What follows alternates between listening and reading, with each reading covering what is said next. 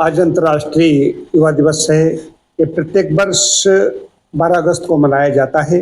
राष्ट्रीय युवा दिवस हमारे यहाँ मनाया जाता है 12 जनवरी को, और 12 अगस्त को संयुक्त राष्ट्र इसको मनाता है। 2000 से शुरुआत हुई थी। बात युवाओं की कर रहे हैं। युवाओं की समस्याएं, उनकी चुनौतियां क्या हैं, शारीरिक स्वास्थ्य कैसा है, मानसिक स्वास्थ्य कैसा है, बड़ा विषय है। युवा इंजन है किसी भी देश का। इससे इंजन डिब्बों को हम लेकर चला जाता है, ठीक वैसे ही युवाओं पर राष्ट्र की जिम्मेदारी है, देश की जिम्मेदारी है, समाज की जिम्मेदारी है। यदि युवा जिस ओर करवट लेते हैं, देश उधर जाता है। तो अच्छे समाज के लिए, अच्छे देश के नवनिर्माण के लिए युवाओं को क्या करना चाहिए? हम बात तो करते रहते हैं, लेकिन अपने जीवन देखें। मैं ग्रामीण परिवेश की बात करता हूँ, ग्रामीण परिवेश से ही आता हूँ, गाँव में पैदा हुआ। तो समस्याएं कैसी आती हैं युवा के समक्ष? पैदा हुआ किशोर में ही। देखो, एक तो 6 अवस्थाएं होती हैं। शैशव काल है, शिशु शैशव अवस्था, बाल काल है, बाल्यावस्था, किशोर वय, युवावस्था, प्रौढ़ावस्था और वृद्धावस्था। ये 6 अवस्थाएं होती हैं। अब किस अवस्था में कैसा पालन पोषण हुआ है?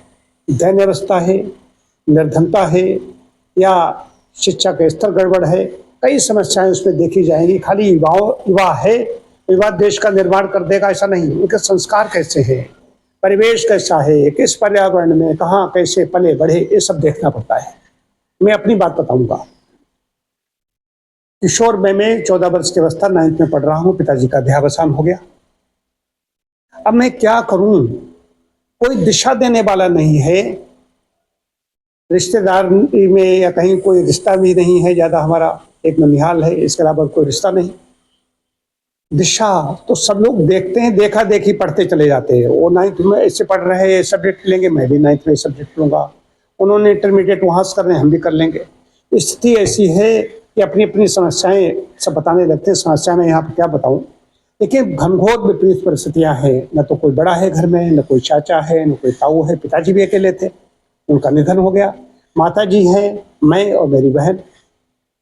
तो ये अच्छी बात है अगर आत्मबल है और अगर लक्ष्य है कोई। अब माता निर्माता भवत, कोई लक्ष्य निर्धारित कर लिया है, अंदर से मजबूती है, सच्चाई है। तो लक्ष्य जब बड़ा होता है तो समस्याएं आती हैं, विपरीत परिस्थितियां आती हैं, ये पूछ दबा देती हैं। ये चुनौतियां हमारे सामने हैं, युवाओं के सामने चुनौतियां तो हैं कि अच्छी शिक्षा की कमी है, बेरोजगारी है। अगर शिक्षा और अच्छी हो सकती थी, जहाँ पर शिक्षा, जिस परिवेश मैंने शिक्षा ली है उससे और अच्छी शिक्षा हो सकती थी। बेरोजगारी तो ही है, शारीरिक मानसिक स्वास्थ्य है, इसमें सोशल मीडिया का दबाव है, वित्तीय तंगी है। अब गाँव का युवा है, उसके सामने, जिनके पिता कृषक हैं, सामान्य परिवार में पैदा हुए हैं, साधारण परिवार में, तो उनके सामने तंगी बराबर ही रहती है। उनका भी चिंतन है, वो भी कुछ सोच है, वो भी कुछ करना चाहते हैं, अच्छा करना चाहते हैं। ग्रामीण और शहरी युवा दोनों में अगर देखा जाए तो शहरी युवा है, उसको बहुत ज़्यादा आराम है, अच्छे कॉलेज हैं, सुख सुविधाएं हैं, वहाँ पर सोचना पड़ता है। हम लोग शहर के लिए आते हैं, अगर वहाँ से निकले जिला स्तर के लिए आते 20 किलोमीटर से, तो कोई वाहन नहीं है, साधन नहीं है। साधन है तो पता चलाते आते दोपहर हो गए। तो ये भी कई चीज़ें, इतनी समस्याएं आती हैं, उनको कह दो कि निर्माण कर दो, कैसे कर देंगे? उनकी जो समस्याएं हैं इनके बारे में सोचना होगा। ये तो समाज की, क्या सरकार की जिम्मेदारी बनती है वो सोचे। कॉलेज जो बने हुए हैं वो नकल के, उस समय तो बड़ी शक्ति होती थी। जहाँ जहाँ मैंने ठीक जगह पढ़ाई की, बाद में लखनऊ पढ़ने के लिए चला गया। मेरी इच्छा मैं लखनऊ यूनिवर्सिटी में पढ़ूँ जाकर के। लेकिन जो इसमें कॉलेज में जगह जगह खुल कर गए हैं कुकुर कुत्तों की तरह, वहाँ पर बड़ी स्थिति खराब है। वे कॉलेज नकल के महासागर हैं।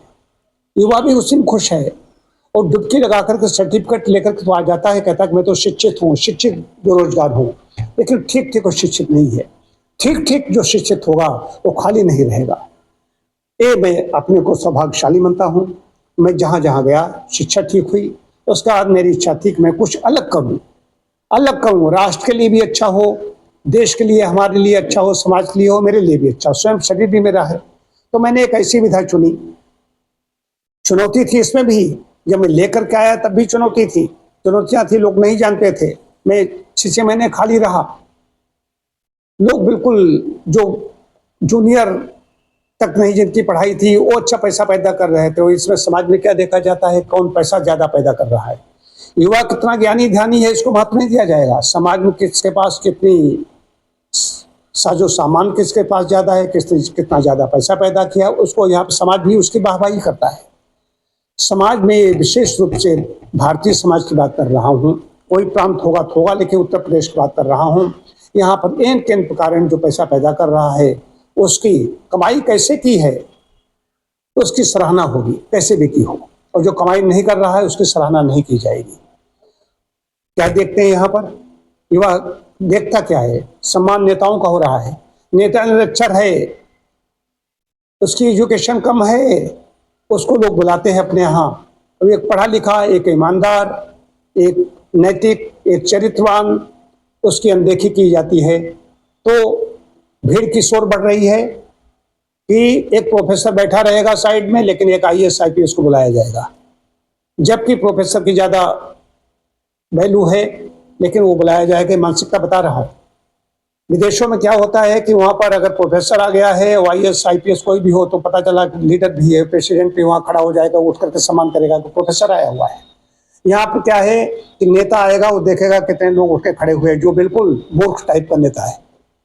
तो ये सामाजिक की गड़बड़ियां हैं। हमें लगता है यहाँ पर हमें हमारे रहने लायक जगह नहीं है। मैं क्यों क्षेत्र संन्यास में चला जाता हूँ। कई युवा ऐसे हैं जो डिप्रेशन में है। मैं डिप्रेशन में नहीं हूँ, मैं काम करता हूँ, नित्य संध्या हवन करता हूँ, मैं जप करता हूँ। आध्यात्मिक परिवेश भी नहीं है। उनको बचाने के लिए सिर्फ इस समय क्या है, उनके सामने चुनौतियां हैं। उनकी जो शिक्षा की कमी रही, नींव कमजोर है, शारीरिक मानसिक स्वास्थ्य गड़बड़ है, क्योंकि वैसा आहार उनको नहीं मिल पाता। जिस कैलोरी को उनको आहार चाहिए वो नहीं मिल पाता। व्यायाम बिल्कुल नहीं करते। शहर के युवा कुछ करते भी हैं, गांव के युवा बिल्कुल नहीं। श्रम साध्य काम जो भी थोड़ा बहुत उनको घर में करना होता करते हैं। नहीं, वो अफसरों की स्टाइल में रहने लगते हैं, दिखावा प्रदर्शन ज्यादा करते हैं, खाली आर्थिक तंगे से कूद रहे हैं, लेकिन ऐसे निकलेंगे मालूम होता कोई राजा मांडा ये आ रहे हैं। इस कई तरह की चीजें, मानसिक बीमारी इसको कहा जाएगा। तो स्वास्थ्य का ध्यान नहीं देते। स्वास्थ्य की ओर ध्यान नहीं देने के कारण मानसिक स्वास्थ्य उनका अच्छा नहीं होता है।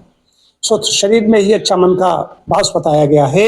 तो तन मन की बात करता हूँ। पहली चीज है अच्छा उनका स्वास्थ्य अच्छा हो, अच्छा चिंतन, अच्छा साहित्य। मोबाइल इसमें हाथ में लिए घूम रहे हैं, पुड़िया खा खा करके थूक रहे हैं।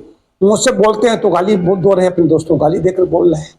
ये युवा क्या करेगा देश का निर्माण? अपना निर्माण नहीं कर पा रहा है तो देश का निर्माण क्या करेगा, समाज का निर्माण क्या करेगा? तो युवाओं को बात हो रही है, अंतर्राष्ट्रीय युवा दिवस हो या राष्ट्रीय युवा दिवस हो, जब हम मनाते हैं तो बातें तो हम करके चले जाते हैं, लेकिन मैंने किया है, मैंने जीवन जिया है विपरीत परिस्थितियों में, जहां पर हमारे साथ के लोग, किसी के पिता स्टेशन मास्टर थे, किसी के पिता गार्ड थे, वो लोग नहीं निकल पाए, लेकिन मैं वहां से स्वाभिमान माता ने सिखाया और आज खड़ा हुआ हूँ। जो लोग आजकल युवा ऐसे हैं, उनकी अगर कोई समस्या नहीं पूरी हो पाती, समस्या कोई सॉल्व नहीं होती, समस्या का निराकरण नहीं हो पाता, या कहीं आधे अधूरे रह जाते हैं, तो अपने पिता की माता को दोषी ठहराने लगते हैं। जबकि मैं समझता हूँ मेरे पिता ने मुझे जन्म दिया, मेरे पिताजी कोई चोर उचक्के नहीं थे, मेरे पिताजी की कोई बड़े ख्यात नहीं थी, बहुत बड़े व्यक्ति नहीं थे, लेकिन उन्होंने हमें कोई शत्रुता नहीं दी। यही क्या कम है मेरे लिए? अब पिता हम जीवन में रोते रहे, मेरे पिता बचपन, अभी सब लोग अपना, अभी एक सज्जन रोना रो करके यहाँ पर गए। अरे पिताजी ने तुम्हें मकान तो दिया था, यहाँ तो मकान भी कच्चा मकान है, हमारे ऊपर कहीं कर्ज तो नहीं हमारे ऊपर था। जैसे तैसे अपनी चलते चलते चलते चलते यहाँ पर हूँ। मैं चाहता था मैं कुछ करूँ जिले में। पहले व्यक्ति सोचता है अपने गाँव में कुछ नया करूँ। फिर मैंने गाँव में एडमिशन ले लिया, लखनऊ यूनिवर्सिटी में। उधर मैंने ग्रेजुएशन करने के बाद LLB में एडमिशन ले लिया कानकुब्ज कॉलेज में, और उधर मैं भातखंड में सितार सीख रहा था। ये बताना आवश्यक है, मेरी थर्ड ईयर की फीस नहीं जमा हो पाई। मैं कर्ज लेकर के पढ़ाई कर रहा था, जब मुझे कर्ज भी नहीं मिला, थर्ड ईयर की मेरी फीस रह गई थी। LLB तीसरे वर्ष की, तृतीय वर्ष की, और मैं फीस नहीं जमा कर पाया, तो मेरी डिग्री रह गई। डिग्री मेरी कंप्लीट हो जाती। मैं चाहता था वकालत नहीं, मैंने कहा PCSJ वगैरह की मैं तैयारी करूँगा, लेकिन परमात्मा तो मुझे इधर लाना था। उसके बाद मैं इधर आया, और इधर जो मैं आज में इतना मुझे आत्मतोष मिलता है, इतना अच्छा लगता है, मैं समझता हूँ इससे अच्छा कोई काम ही नहीं है। स्वयं स्वस्थ रहो, लोगों को स्वास्थ्य दो। ये और दूसरी चीज क्या है कि मैं इधर आ तो गया, पहले सोचा था क्या होगा, क्या होगा, क्या होगा, लेकिन जब हमारे मन का नहीं होता है तो परमात्मा ने तो कुछ और ही सोच रखा था। और मैं कहीं छोटे मोटे काम भी नहीं करना चाहता था। तो सेवा के सारे कर्म पवित्र हैं, युवाओं के सोचना चाहिए, सेवा के सारे कर्म पवित्र हैं, कोई भी कार्य छोटा या बड़ा नहीं है, लेकिन ईमानदारी से हमें काम करना होगा। उसमें हमारी उन्नति होगी, समाज की उन्नति होगी और राष्ट्र की उन्नति होगी।